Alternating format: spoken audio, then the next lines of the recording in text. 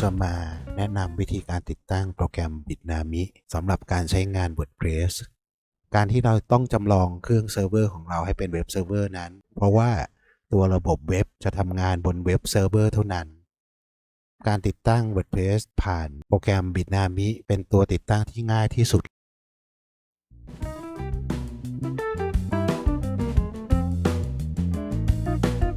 วิธีติดตั้งโปรแกรม Bitnami ให้ไปที่เว็บ bitnami.com จากนั้นให้คุณเลือกที่โลโก้ตัว WordPress ให้เลือก on my computer ที่เขียนว่า Win Mac หรือ Linux เลื่อนลงมาข้างล่างให้เลือก Download for Windows 64 บิตกด No thanks just take me to the downloads ระบบจะทำการดาวน์โหลดถ้าไม่มีการดาวน์โหลดเกิดขึ้นให้คุณกดที่ Click here หลังจากดาวน์โหลดโปรแกรม Bitnami เรียบร้อยแล้วให้คุณทำการติดตั้งโปรแกรมโดยดับเบิลคลิกที่ตัวโปรแกรมที่ดาวน์โหลดลงมาจะขึ้นหน้าต่างกดโอเคในหน้า Setup ให้คุณกด Next ในหน้า Select Component ให้คุณกด Next ในหน้า Installation Folder ให้คุณเลือกโฟลเดอร์ที่ต้องการติดตั้งจากนั้นกด Next ในหน้า Create Admin Account ให้คุณกรอกข้อมูลลงไป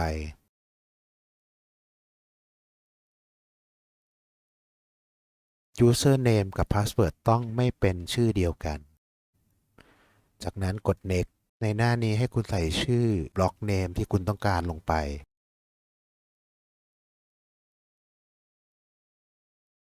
จากนั้นกด Next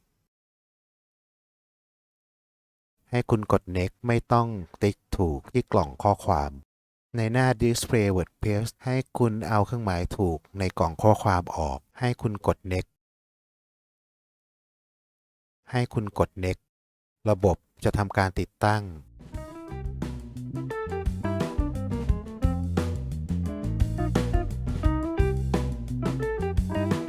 หลังจากทำการติดตั้งเรียบร้อยแล้ว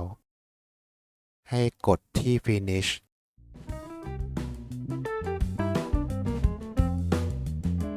การเปิดใช้งานโปรแกรม Bitnami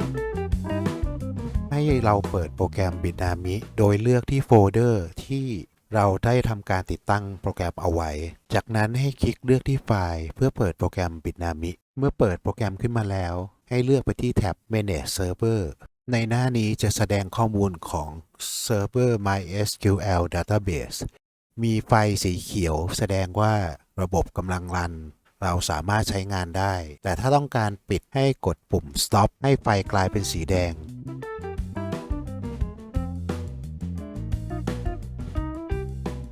ส่วนการใช้งานโปรแกรม Bitnami นั้นเลือกที่ปุ่ม Go to Application ระบบจะเปิดโปรแกรมเบราว์เซอร์สำหรับเล่นอินเทอร์เน็ตขึ้นมาให้คุณกดไปที่คำว่า Access WordPress เว็บเบราว์เซอร์จะแสดงหน้าตาของตัว WordPress ของคุณขึ้นมาพิมพ์ต่อท้ายคำว่า WordPress ว่า WP ขีดกลางแล้วก็ Admin ระบบจะนำคุณเข้าสู่ระบบหลังบ้านของ WordPress จากนั้นให้กรอก User และ Password ที่คุณใส่ไว้ในขั้นตอนการติดตั้งจะเห็นได้ว่ามีการติดตั้งปลั๊กอินมาให้เรียบร้อยรวมไปถึงธีมที่มีติดตั้งไว้ให้แล้วจะเห็นได้ว่ามีความสะดวกถ้าเราติดตั้ง WordPress ด้วยโปรแกรม Bitnami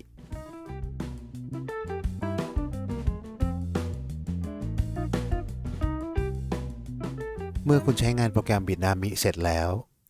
ควรทำการปิดการทำงานของระบบโปรแกรมที่จำลองการทำงานแบบเซิร์ฟเวอร์เสมือนนั้นมันค่อนข้างกินทรัพยากรของเครื่องคอมพิวเตอร์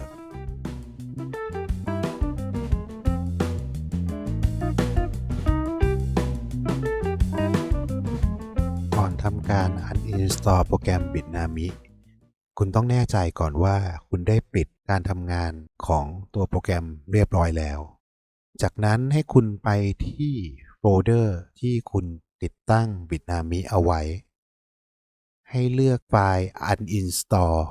จากนั้นให้กดดับเบิลคลิก ระบบจะทำการ uninstall โปรแกรม Bitnami จะมีหน้าต่างขึ้นมาถามว่าคุณต้องการ uninstall ตัวระบบหรือไม่ ให้กด yes จากนั้นให้รอระบบ uninstall ซึ่งใช้เวลาพอสมควร ถ้าชอบคลิปนี้ฝากกดไลค์กดแชร์ ขอบคุณครับ